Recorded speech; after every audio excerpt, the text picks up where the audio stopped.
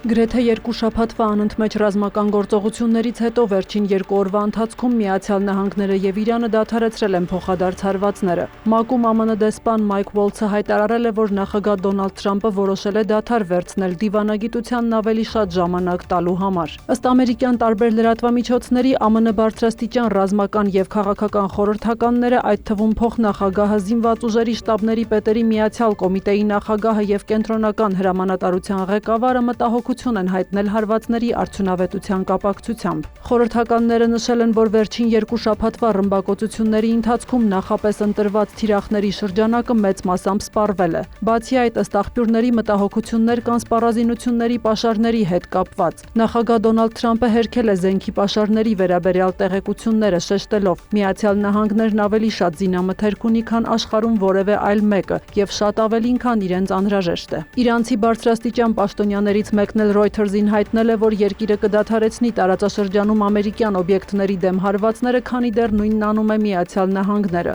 Նրա խոսքով Թեհրանի դիրքորոշումը նույնն է՝ հարձակում հարձակման դիմաց։ Եթե հարվածները դադարեն, Իրանն էլ կկասեցնի իր գործողությունները։ Այդ ուղերձը փոխանցվել է Միացյալ Նահանգներին, նշել է պաշտոնյան, հավելելով. Թեհրանը մեծ հույսեր չունի, թե հարվածները դադարեցնելու Թրամփի որոշումը լուրջ փոփոխություն կմտցնի ԱՄՆ բանակցային դիրքորոշման մեջ։ Իր հերթին Իրանի արտգործնախարարության խոսնակ Էսմայիլ Բաղային հայտարարել է, որ միջնորդ երկրների, այդ թվում Պակիստանի, Օմանի եւ Կատարի միջոցով ԱՄՆ-ի հետ հաղորդագրությունների փոխանակումը շարունակվում է։ Նրա խոսքով տարածաշրջանում կայուն խաղաղության հասնելը հեշտ չի լինի, քանի որ միշտ կան ուժեր, որոնք ձգտում են պատերազմի։ Վերջին 2 շաբաթվա ընթացքում ԱՄՆ-ն ամեն գիշեր հարվածներ էր հասցնում Իրանին, նշելով, որ դա պատասխանն է Հորմուզի նեղուցում նավագնացության վրա իրանական գրոհների։ Թեհրանն էլ պատասխան հարվածներ էր հասցնում հարևան երկրներում ամերիկյան թիրախներին։ Այս փոխադարձ հարձակումների պատճառով խախտվել է հունիսին կնքված փոխըմբռնման հուշագիրը, որով ժամանակավոր հրադադար էր հաստատվել։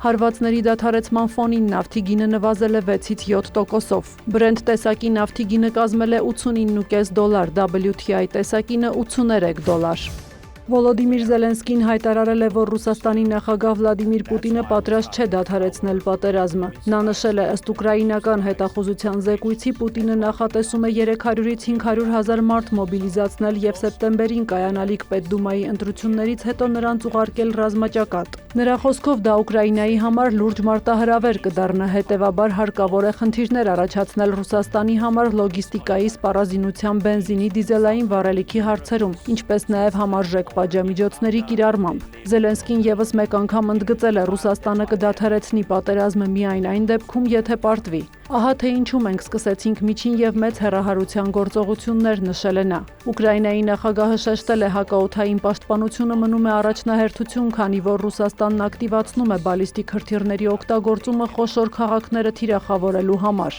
Զելենսկին նշել է, մտադիր է կապվել Միացյալ Նահանգների եւ այլ դաշնակից երկրների ղեկավարների հետ եւ նրանցից գումար եւ զենք խնդրել։ Նա հավելել է, ուկրաինացիները շատ ուժեղ են, բայց միաժամանակ հոգնել են երկարատև պատերազմից։ Միևնույն ժամանակ փոխադարձ հարվածները շարունակվում են։ Գիշերը Ռուսաստանն Ուկրաինայի ուղղությամբ արձակել է շուրջ 150 անօդաչու թռչող սարք։ Ռուսաստանն էլ հայտնել է ուկրաինական 276 ԱԹՍ խոցելու մասին։ Երկու կողմն էլ հայտնել է զոհերի եւ վիրավորների մասին։ Հուլիսի 28-ին Վաշինգտոնում Միացյալ Նահանգների եւ Ուկրաինայի նախագահների նախատեսվող հանդիպումից առաջ Կրեմլի խոսնակը հայտարարել է, որ Մոսկվան հստակ տեղեկատվություն չունի կարգավորման նոր առաջարկների վերաբերյալ։ Թեհրանը Կիևին մեղադրել է Կասպից ծովում իրանական առևտրային նավի հարվածելու համար, որի հետևանքով մեկ նավաստի զոհվել է, մի քանիսը վիրավորվել։ Իրանը հայտնել է, որ դա քաղաքացիական նավեր եւ ռազմական բեռներ չէր տեղափոխում, չնայած հակառակ պնդումներին։ Իրանի արտգործնախարարությունը հայտարարել է, որ Ուկրաինային աջակցող բոլոր երկրները պետք է պատասխանատվություն կրեն Կիևի ագրեսիվ գործողությունների համար։ Գերատեսչության ներկայացուցիչ Էսմայիլ Բաղայիի խոսքով բոլոր նրանք, ովքեր կանգնած են Ուկրաինայի նախագահի կողքին, պետք է ավելի լավ վերահսկեն նրան, այլապես այդ գործողությունները կարող են հետևանքների հանգեցնել ամբողջ աշխարհի համար։ Իրանի արտգործնախարար Աբբաս Արաղչին իր հերթին հայտարարել է, որ Կիևի գործողությունը չի կարող անպատասխան մնալ։ Արձագանքելով այս սպառնալիքներին, նախագահ Վոլոդիմիր Զելենսկին հայտարարել է, որ պատերազմի սկզբից ի վեր Իրանը Հյուսիսային Կորեայի հետ միասին ռազմական աջակցություն է ցույց տալիս Ռուսաստանին։ Ըստ նրա դա արդեն իսկ հարձակում է։ Միևնույն ժամանակ Զելենսկու խոսքով հարկավոր է զգույշ լինել եւ թույլ չտալ, որ նոր ճակատ բացվի։ Սիրիայի նախագահ Ահմեդ Աշշարան հայտարարել է, որ ցանկանում է անվտանգության շուրջ համաձայնության հասնել Իսրայելի հետ, որը ճանապարհ կհարթի համապարփակ խաղաղության ուղղությամբ քննարկումների համար։ Նա միևնույն ժամանակ շեշտել է Սիրիայի օրինական պահանջն օկուպացված Գոլանի բարձունքների նկատմամբ չպետք է կասկածի տակ դրվի։ Աշշարանն նաև նշել է, որ Սիրիան ռազմական միջամտություն չի իրականացնի Լիբանանում։ Ինչ վերաբերում է Ռուսաստանի հետ հարաբերություններին, նա ընդգծել է, Սիրիան ձգտում է պահպանել այնինչ ծառայում է երկրի ազգային շահերին։ Դամասկոսի եւ Մոսկվայի միջև քննարկումներ են ընթանում Սիրիայում ռուսական ռազմաբազաների ապագայի վերաբերյալ։ Աշշարայի խոսքով կողմերը համաձայնել են դուրս բերել ռուսական ռազմաբազաների մեծ մասը եւ պահպանել սահմանափակ ներկայություն Հմեյմիմ ավիաբազայում եւ Տարտուսի ռազմածովային բազայի մի մասում։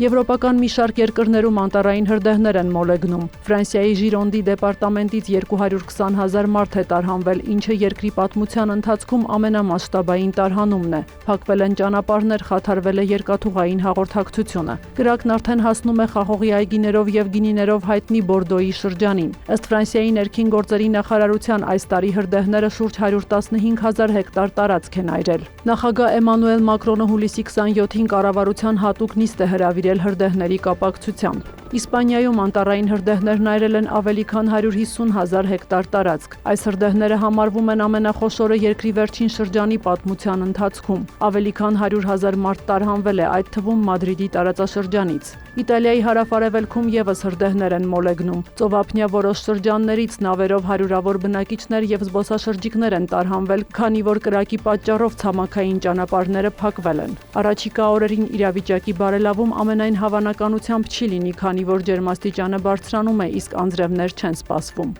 Սյուզաննա Չրաղյան, լուրեր։